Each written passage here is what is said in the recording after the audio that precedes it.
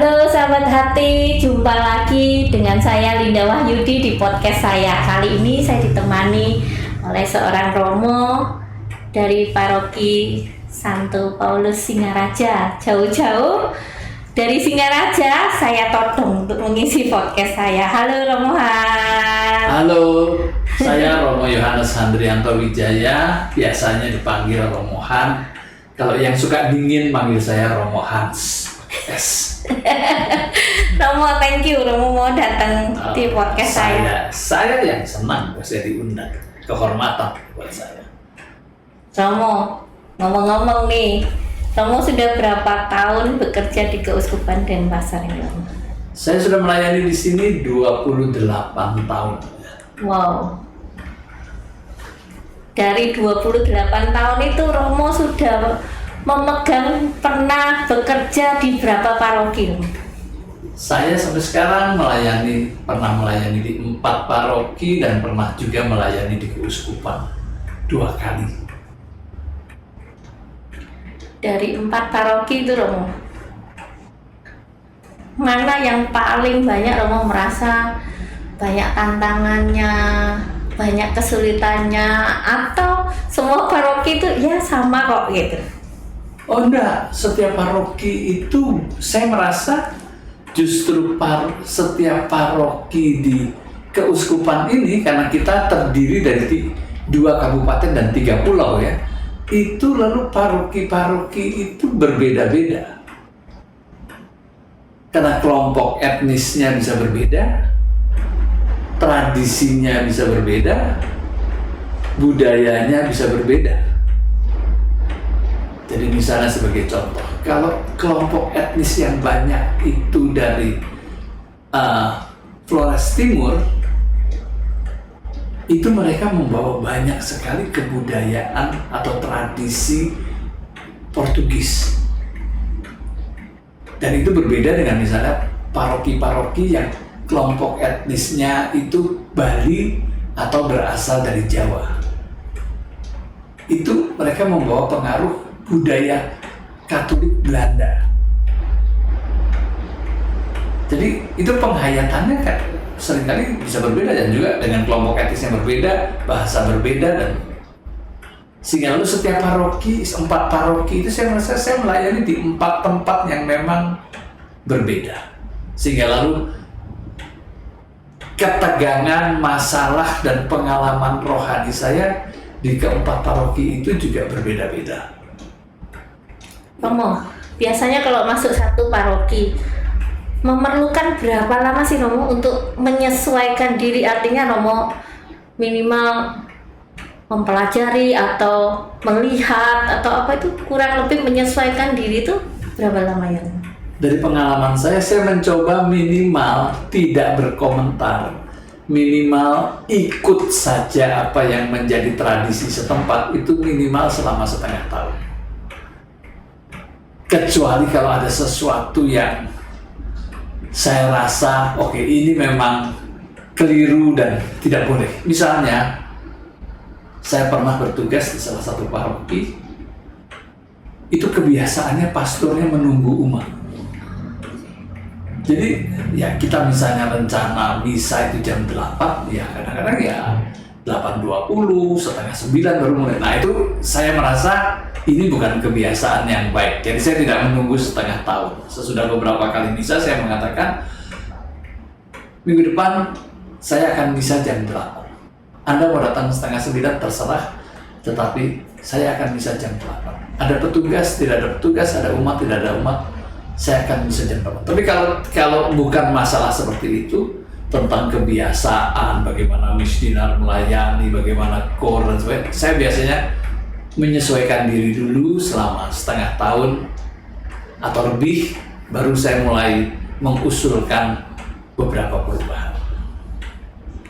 Romo, dari 4 paroki ini, kan tadi Romo mengatakan ada tantangannya sendiri-sendiri Romo. Kalau saya boleh tahu Romo, tantangan yang terberat itu di mana? Atau sama beratnya Romo? Kalau saya mengatakan terberat itu, saya mengatakan susah ya. Karena untuk saya tantangan itu hubungannya dengan iman dan penghayatan akan imamat. Dan setiap tantangan itu memberi saya warna tertentu tentang penghayatan imamat saya. Lebih baik saya mengatakan begini, kalau saya diundang untuk cerita tentang pengalaman saya sebagai pastor di Keuskupan Denpasar, lebih baik saya mulai saja dari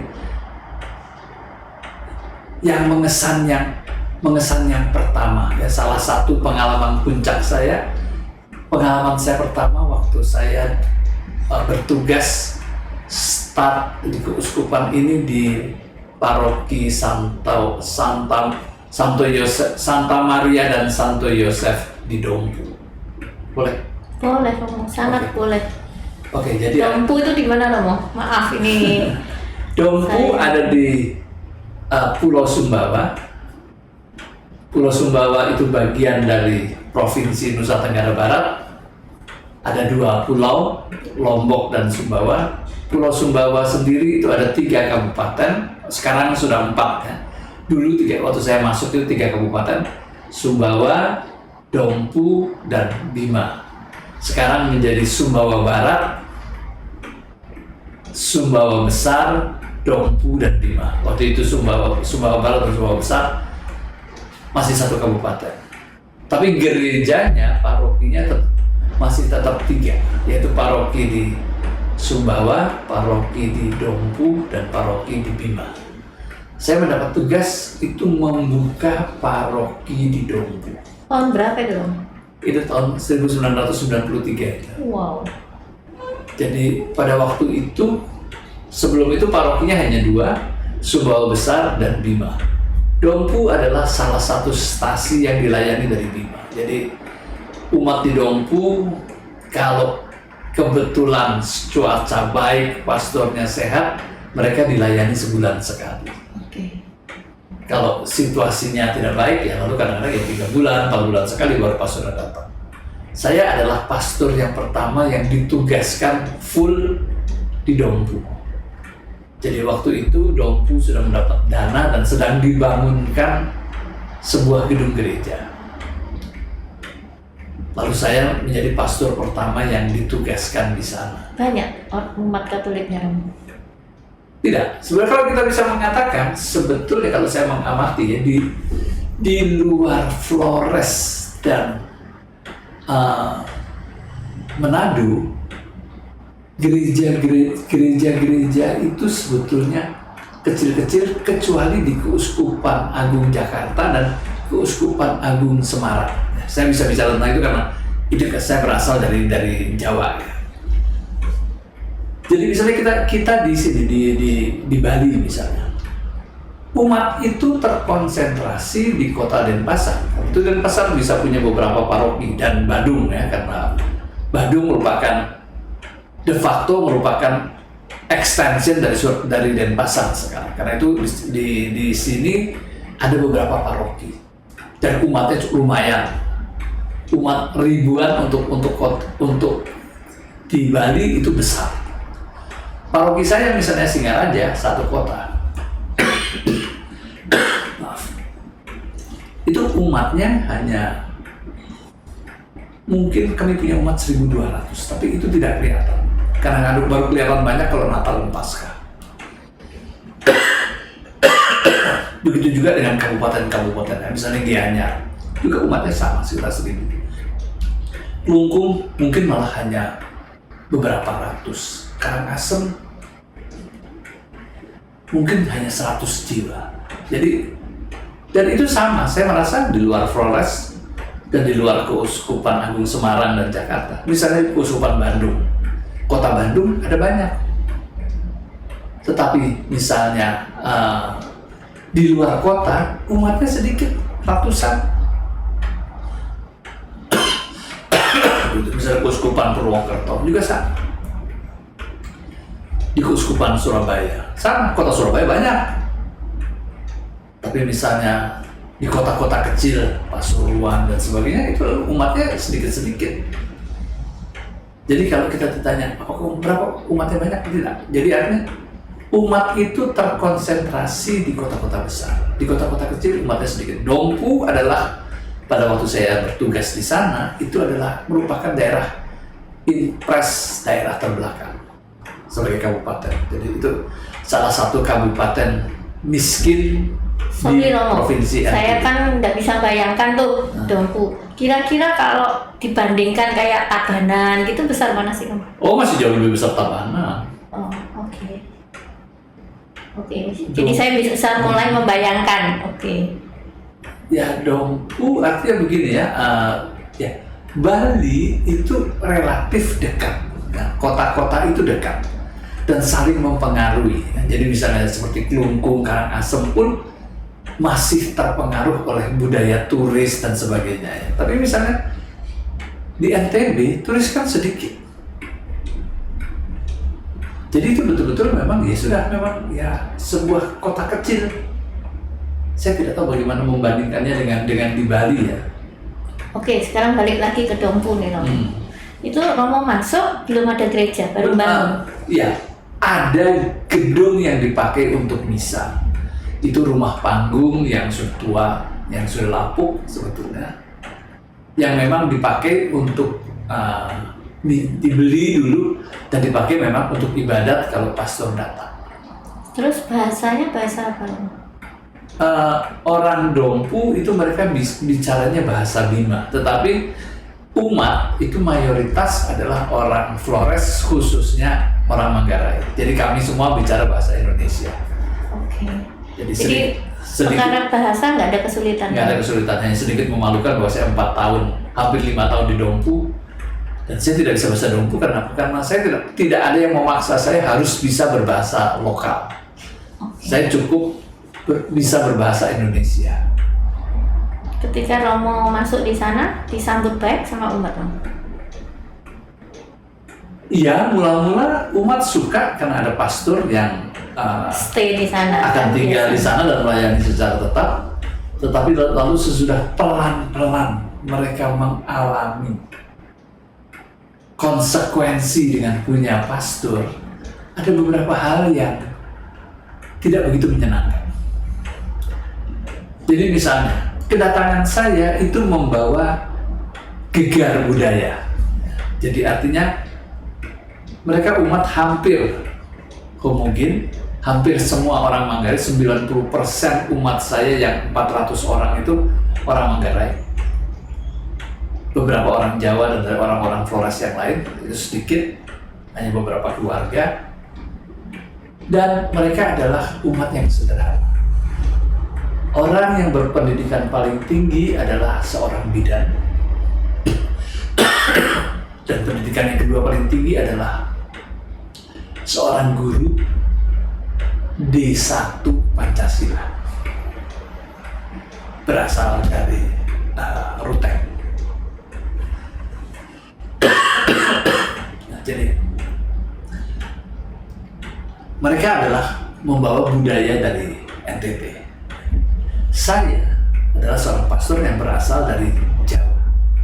Saya belajar teologi dan lingkungan saya adalah lingkungan Jawa Tengah khususnya. Sehingga lalu memang ada perbedaan budaya, perbedaan bahasa, perbedaan tradisi iman antara budaya Jawa dan budaya NTB secara Katolik. Romo nggak merasa tertolak di situ, Romo? Merasa tertolak sih tidak. Hanya saya memang merasa perjalanan itu membutuhkan beberapa penyesuaian dan seringkali itu terjadi dalam bentuk salah mengerti atau komunikasi yang nggak nyambung. Ketika mengalami seperti itu, Romo, ada nggak? Maaf, saya kebetulan seorang hipnoterapis sih, Romo. Ada nggak rasa kesepian gitu, Romo? Merasa sendirian gitu, Romo? Oh, sering. Jadi salah satu pengalaman, sebentar sebelum saya sampai ke sana ya, saya menuturkan dulu latar belakangnya ya. Jadi artinya salah satu hal yang cukup terasa adalah bahwa mereka sekarang merasa punya atasan, harus lapor ke pastor paroki. Sebelum itu Mereka hanya kalau butuh mereka kontak kepada pastor paroki di Bima, karena Dompu adalah stasi dari Bima. Dan waktu pembangunan itu praktis itu ditangani sendiri oleh umat. Hanya sayang karena memang tidak ada yang kontrol, ya pembangunan itu terjadi pemborosan. Waktu saya datang, lalu saya mulai mencoba sedikit mengontrol dan mengatur. Saya minta, laporan bulanannya dikasih ke saya dong. Tapi lalu ke ketua panitia, seorang senior pensiunan polisi, dia mengatakan Merasa nggak nyaman. merasa tidak nyaman dan dia mengatakan, maaf, kami laporan ke pastor paroki. Dan pastor paroki itu bukan saya, pastor paroki adalah pastor paroki Bima. Sehingga lalu saya harus pergi ke Bima, saya minta pinjam laporan-laporannya, lalu saya fotokopi dan lalu saya pelajari, dan memang saya menemukan ada banyak pemborosan dan penyimpangan pemakaian, bukan uang, tetapi pemakaian barang-barang untuk bahan-bahan bangunan untuk itu. Sehingga itu lalu menimbulkan gesekan antara saya dengan panitia. Sedikit menyulitkan karena ketua DPP waktu itu adalah menantu dari ketua panitia. Sehingga lalu saya juga mendapat kesulitan kontak dengan DPP pada waktu itu. Jadi itu situasi-situasi ketegangannya. Tapi itu bukan gangguan yang sangat besar dalam perjalanan, karena itu kan hanya kalau perkara ada laporan dan sebagainya. Karena pada dasarnya saya tidak menangani pembangunan, jadi apa yang terjadi ya sudah, saya hanya tahu saja apa yang terjadi, tetapi saya tidak mengambil tindakan apa. Jadi itu situasi waktu saya datang ke Dompu. Saya juga baru pertama kali. Karena latar belakang saya adalah seorang pastor yang biasa bekerja di kota besar. Sebelum itu saya bekerja di Jakarta, saya bekerja di Semarang, di Jogja. Bahkan saya pernah bekerja di Solo, dan Solo saya katakan itu kota kecil. Karena Solo tidak punya koran waktu itu. Jadi kalau mau baca koran, tunggu kiriman berita, kiriman koran yang diterbitkan oleh Semarang, dan itu baru siang kami dapat. Atau tunggu Kompas dari Jakarta, itu sore baru kami dapat. Jadi Solo itu kota kecil, karena nggak punya koran sendiri. Dan lalu tiba-tiba saya masuk di sebuah kota kabupaten yang impres daerah terbelakang. Kamu berapa tahun di sana? Hampir 5 tahun. Ya karena lalu saya diminta untuk pindah ke Mataram. Tapi itu nanti cerita yang lain. Tapi Romo happy ending atau enggak Romo? Kalau di dalam film itu maksudnya Romo ketika keluar dari Dompu artinya happy ending, artinya ya Romo relasinya memang baik dengan mereka. Oh, akhirnya happy ending. Tapi memang lewat pengalaman yang untuk saya ini merupakan salah satu pengalaman puncak dari penghayatan iman saya, baik sebagai orang Katolik maupun sebagai seorang imam. Jadi pada tahun yang keempat atau mulai pertengahan tahun yang ketiga, saya tidak tahu ada apa persis yang terjadi, tetapi jadi waktu saya di sana saya membuat kebiasaan sebulan sekali kami mengadakan rapat dewan. Jadi kita selalu rapat dewan sebulan sekali. Jadi kita entah ada bahan, entah tidak ada bahan, pokoknya kita ketemu, tapi selalu ada saja bahan. Hal yang aneh yang terjadi adalah 18 bulan terakhir itu dalam rapat dewan saya bertengkar atau saya ribut dengan entah dewan sebagai keseluruhan maupun dengan salah satu anggota dewan. Selama 18 bulan saya menghitung itu 11 rapat itu saya ribut.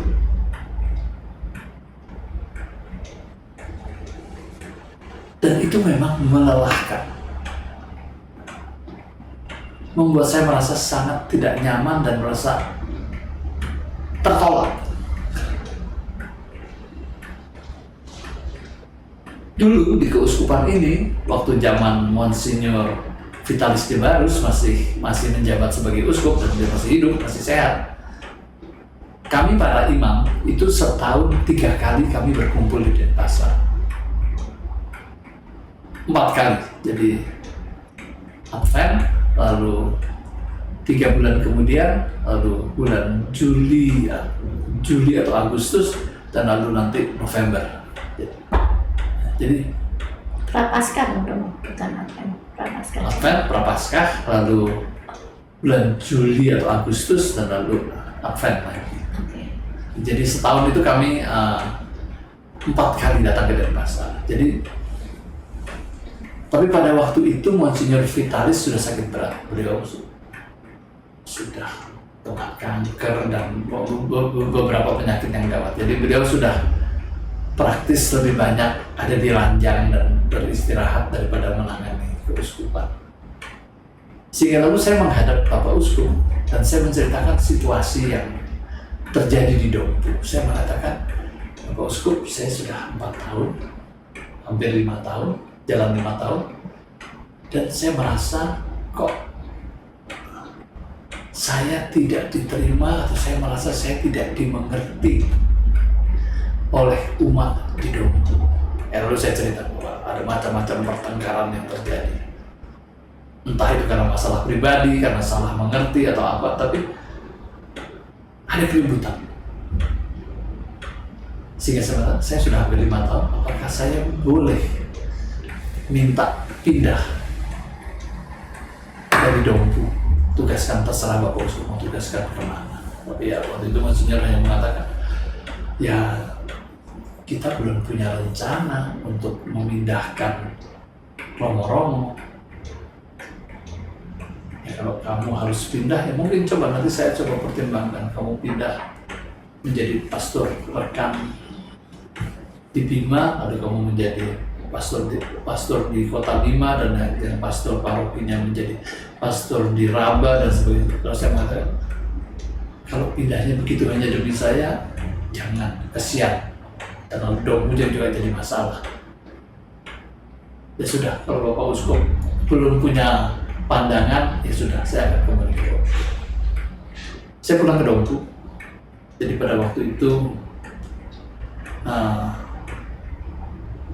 perjalanan dari Dompu ke Denpasar itu 20 jam, karena harus melewati 2 selat kan, dari Denpasar Lombok. ke Lombok, dari Lombok ke Sumbawa. Dan jalan darat yang panjang adalah dari Pelabuhan Pototano sampai ke Dompu itu sekitar 4,5 atau 5 jam.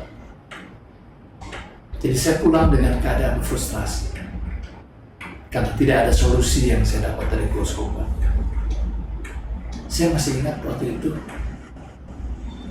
setiap pagi saya berdoa di depan tabernakel.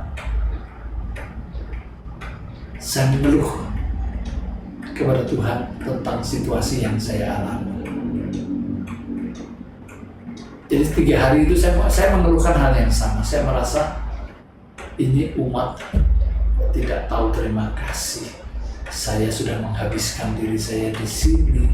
Saya mencoba melayani mereka. Saya mencoba mencari mereka. Karena selama saya bertugas di Dompu, saya umat Dompu lebih dari separuh itu buruh.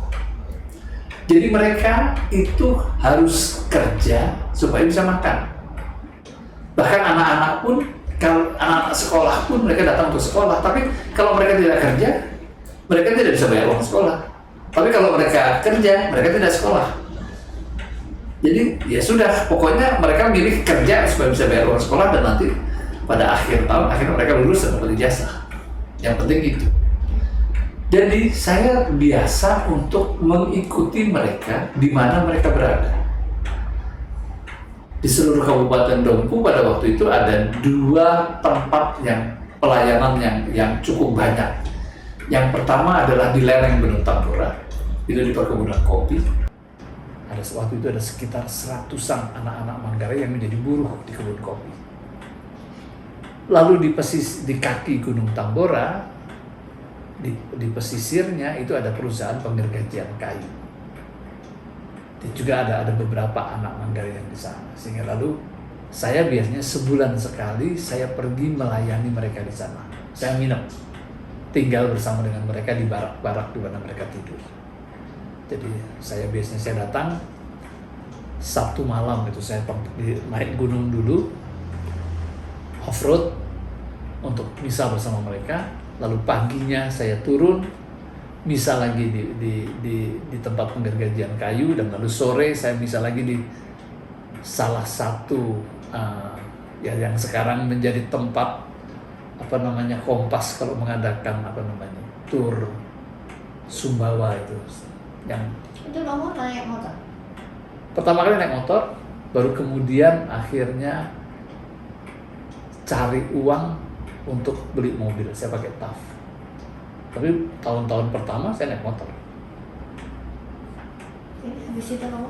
Oke, jadi itu latar belakang sedikit ya. Jadi artinya saya melayani mereka sampai begitu secara demikian ya, karena saya mengejar. Dan lalu di samping itu yang besar, saya juga kalau misalnya ada sekelompok buruh kerja bikin misalnya buka jalan, ya. Lalu saya cari tempat di mana mereka berkumpul dan saya tanya, oke, kalian bisa kalian punya waktu untuk misa? Ada, Romo. Kalian punya tempat untuk kita bisa misa? Ya, oke. Udah, kita misa di tenda-tenda bersama dengan mereka. Jadi Romo yang jemput bola Iya. gitu ya? Jadi di samping saya hari Minggu melayani umat di Kota Dompu, tapi pada hari sebulan sekali saya pergi ke tempat yang misanya banyak itu, dan lalu yang lain-lain saya gilir. Setiap hari Rebu saya keluar dari kota, saya melayani mereka di tempat-tempat yang jauh-jauh. Ya kadang-kadang itu hanya 2 keluarga, 3 keluarga. Tapi karena mereka tempatnya jauh, 60 kilo, 70 kilo dari kota, mereka nggak mungkin datang rutin ke kota. Jadi saya melayani, dan saya mengeluh kepada Tuhan, saya mengatakan, saya sudah melayani mereka seperti itu. Juga mereka tidak mau terima saya. Saya terus terang sedih, kecewa, frustrasi, kesepian. Jadi saya setiap hari, 3 hari itu saya tiap hari saya hanya mengeluh tentang hal itu saja. Tentang umat yang tidak mengerti, umat yang tidak tahu terima kasih. Ini domba-domba yang tidak bisa dikembalakan dan sebagainya. Lalu sampai suatu ketika saya merasa Tuhan itu menengok kepada saya, mendengar keluhan saya, dan lalu Tuhan bertanya, emangnya mereka dombamu? Lalu saya terkejut, seakan-akan Tuhan tanya begitu kepada saya. Sehingga lalu saya jawab, ya saya jawab lalu, ya Tuhan, tentu mereka dombamu, tapi kan aku pastormu, aku kan juga gembala, jadi mereka kan juga dombaku. Nah kalau aku bukan gembala, aku apa? Dan lalu saya mendengar Tuhan menjawab, kamu bukan gembala, kamu anjing gembalaku. Dan saya sungguh terkejut ya mendapat jawaban seperti itu. Dan lalu saya mencoba mengunyah apa artinya jadi anjing gembala. Dan itu yang saya temukan, bahwa di Dompu saya bekerja seperti anjing gembala di peternakan di Eropa ya. Artinya saya kebetulan saya pernah ikut tur itu, dan saya melihat bagaimana domba-domba itu dikejar-kejar, dikumpulkan oleh anjing-anjing gembala supaya mereka tetap berada dalam satu kawanan. Dan saya merasa itu yang saya buat. Saya berkeliling mengejar mereka-mereka yang tercerai-berai di kabupaten, di kecamatan-kecamatan, di kelurahan-kelurahan kecil-kecil satu keluarga, atau mereka yang harus cari makan di tempat-tempat yang di mana mereka tidak bisa berhubungan dengan gereja. Saya merasa, ya, saya anjing gembala yang berkeliling mengumpulkan mereka, dan kadang-kadang ya saya harus menggonggong ya, karena saya harus bicara keras ya, karena saya dari budaya Jawa mula-mula hanya nyindir-nyindir, tapi saya mengatakan ini, maaf dengan orang NTT, nggak kena itu omongan sindir-sindir, harus dikatakan terus terang. Ya, jadi saya memang merasa ya saya harus menggonggong. Dan lalu yang saya rasa adalah begini, yang itu kebetulan saya pernah melihat ya, kami dalam perjalanan itu, dalam tour itu menuju sebuah tempat retret, dan kebetulan perjalanan kami itu terhambat oleh sekumpulan domba yang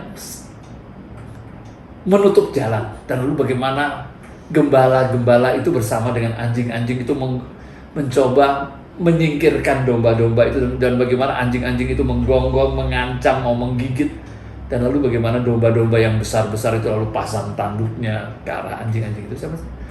Ya itu yang saya alami. Anjing ini menggonggong terlalu keras dan domba-domba itu tidak suka, maka mereka pasang tanduknya ke aku. Luar biasa Romo, penampilannya sebagai anjing. Iya, dan lalu sesudah itu saya mengatakan, oke, Tuhan, kalau itu yang kamu butuhkan dari aku, oke, aku bersedia jadi anjing gembala. Oke, terima kasih. Lalu saya kirim kabar ke keuskupan, Bapak Uskup, saya tidak jadi minta-minta. Dan apa yang terjadi? 2 bulan kemudian, saya disuruh pindah ke kota Mataram. Dan Mataram adalah pengalaman yang baru lagi. Justru ketika Romo merasa Sudah. dapat jawaban dari Tuhan, sudah beres dengan diri sendiri, Sudah. justru saat itu. Waktu saat itu Tuhan memindahkan saya. Tapi ketika perpisahan terjadi rekonsiliasi, Iya, atau iya. bagaimana? Jadi ya karena memang konfliknya kan memang sekali terjadi ya. Jadi artinya ini bukan konflik yang sama ya. Jadi artinya contohnya, misalnya ada istri dari anggota dewan mendapat kabar dari guru sekolah bahwa saya memberi nilai 4 kepada anaknya. Istri ini sudah mengamuk, tapi tidak kepada saya. Dia ngamuk di rumah. Orang lalu lapor sama saya. Saya pergi temui, dia tidak mau menemui saya. Jadi itu contoh. Jadi lalu yang datang anaknya yang kecil, terus saya katakan, nggak mungkin lah naik-naikan kelas saya kasih nilai 4. Mana bapak, mana mama, mana kakak? Mereka yang mau keluar temuin saya. Lalu dalam rapat dewan berikut, suaminya yang datang. Baru keluar. Dan lalu memang terjadi masih omong ketegangan. Jadi misalnya kasusnya seperti itu, atau kasus yang lain bahwa begini, saya suka bahwa anak-anak itu kumpul di gereja. Jadi biasanya habis misa, zaman dulu ya, kami tuh hanya punya dari parabola kan tuh kami hanya dapat TPI pagi dan TVRI sore. Jadi hari Minggu itu anak-anak habis misa, dan televisi kan bukan barang umum. Jadi anak-anak habis misa, mereka menyerbu ke ruang tamu pastoran dan lalu nonton televisi, ada film kartun. Dan lalu ya orang tuanya ya sudah, kita ngobrol di luar. Lalu ada yang memasalahkan, yang tidak baik inilah dan sebagainya. Sehingga lalu terjadi sedikit pertengkaran, dan saya mengatakan, kok kalian marah sama saya? Dan yang ramai kan anak-anak kalian, dan kalian kan orang tuanya. Lah kok kalian protesnya sama saya? Jadi kasus-kasus seperti itu ya, di mana udah ini kasus sekali terjadi, kasus selesai kasus, tapi terus selama 18 bulan. Selama dalam 18 bulan itu selama 11 kali rapat selalu ada masalah. Ya, kamu di akhir endingnya itu setelah itu Ya, lalu- rekonsiliasinya bagaimana? Ketika tahu mereka baru mau pindah? Tidak ada rekonsiliasi, tapi lalu semua berjalan dengan di luar itu semua berjalan dengan baik. Saya yang punya masalah. Saya merasa saya tertolak, saya merasa saya tidak. Tapi sesudah saya berdamai dengan diri saya sendiri, kami sudah pelayanan biasa. Dan lalu memang dalam rapat dewan saya katakan, saya dapat tugas untuk pindah ke Mataram, dan ini masih belum jelas, belum pasti mau bagaimana. Tapi ya sudah. Tapi lalu semua berjalan dengan baik. Dan sampai sekarang ya, meskipun ini sudah katakanlah 20 tahun lebih ya, kalau saya pulang bersama-sama dengan mereka yang tua-tua dan mereka yang dulu masih anak-anak itu, dan yang sekarang sudah jadi bapak muda atau ibu muda, kami masih bertemu ya, saya masih ingat kami pada satu kali kami para romo itu, romo-romo Projo Keuskupan Denpasar, kami retret di Dompu, dan lalu memang pada akhir penutupan retret malam itu kami dijamu makan oleh semua umat Dompu, makan bersama-sama, dan lalu memang menjadi katakanlah semacam reuni dari pastor-pastor yang pernah bertugas di Dompu, karena bukan hanya saya kan gitu. Tapi ya masih cukup banyak orang yang masih berkerumun di sekitar saya dan bernostalgia. Jadi artinya suasana enak dan baik. Sangat menyenangkan. Ya. Romo, thank you banget. Nah, saya sebetulnya ingin nanya lagi tentang yang di Lombok dan Ya. yang di Bali, Romo. Ya. Cuman mungkin biar nggak kepanjangan, kita bolehkah episode berikutnya, Romo? Kita langsung sambung Oke, dengan pengalaman di Lombok. Oke. Di Singaraja, mungkin, Romo. Baik. Ya. Oke, teman-teman, thank you banget sudah bersama saya di podcast saya. Jangan lupa like, subscribe, dan di-share. Thank you. Dah.